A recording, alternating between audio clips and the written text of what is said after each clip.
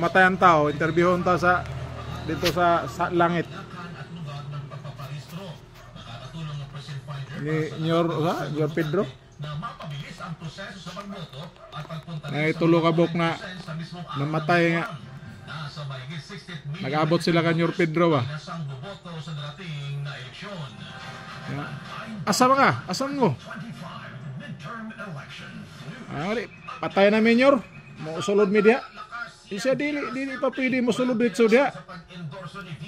Ay napay mga interview. Amo ba day Nyor? Ikaw na una. Unsa may hinungdan nga nung namatay ka? Pakutanon day ka na unsa hinungdan? Ana tong nakauna nga.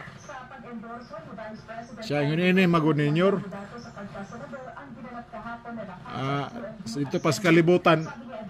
Nagduda magugo nga giluiban ko sa akong asawa. O tunggikan ko sa trabaho. Ni kuan ko, ako siyang gi-surprise og uli. Pag uli na ako sa balay sa among kuan. Kwartahan man to sa kwartahan. Pag uli na mo sa akong kondo. Nyor, ika 22nd floor ng kondo. Abtan ako ng asawa nga hubot-hubad. Suway sinina. Moto nga kulbaan ko. Akong gipangita dayon ng kwan. Kung asa ang laki sa akong kwan. Asawa kay hubo kwan god. Pero ano maabting lalaki yang gipangita. Tanaw na mga parador. Tanaw na mga parador sa CR wala. Pag-adto niya sa balkonahe kay pagduko niya naman nagkumpayot dito. Nagkumpayot, nag-short pan. Huwag sinina. Iyang gikuanoy. Iyang gitamak-tamakan ng tiloy. Hulog. Nahulog ang kuan.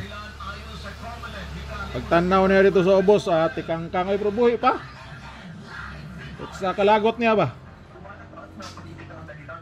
Tanaw niya oh. Yang kita makamakan ng tail, nahulog gani. Tanaw nito buhi pa nasa ubos. Sa kalagot niya, wa pa namatay, nahulog naman ta. Pas-ay ng refrigerator nila yang gidakdakan. Yang gidakdakan. Moto nga sa kakuan niya, high blood niya ba? Nakakuan siya? Na-stroke. Ano si Nyor Pedro nga ama, day? Mao day mo namatyan, na-stroke day ka. Kay tungod si mong kalagot. Siya nga.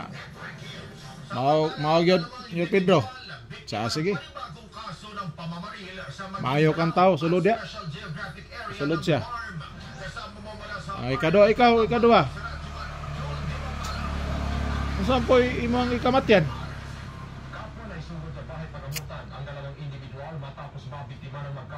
Siya nga.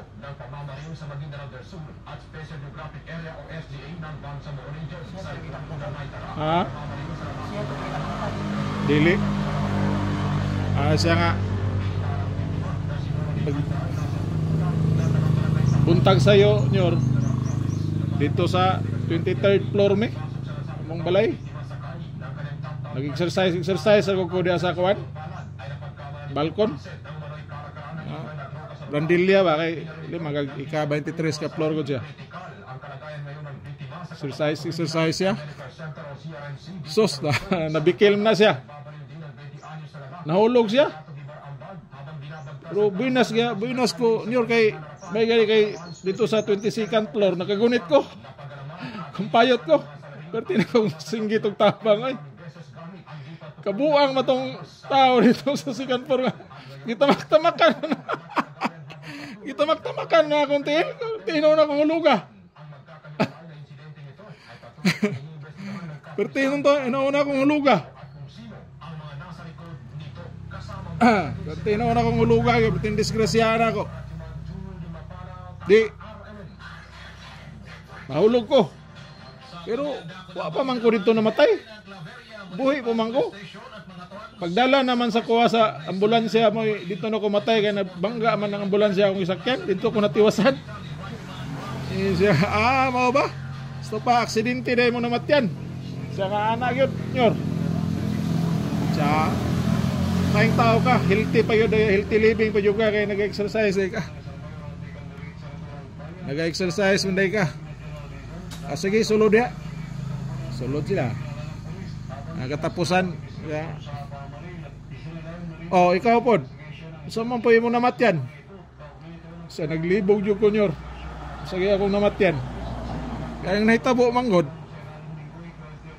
Katong asawa tong unang namatay nyor. Ako gi kalaguyo ato.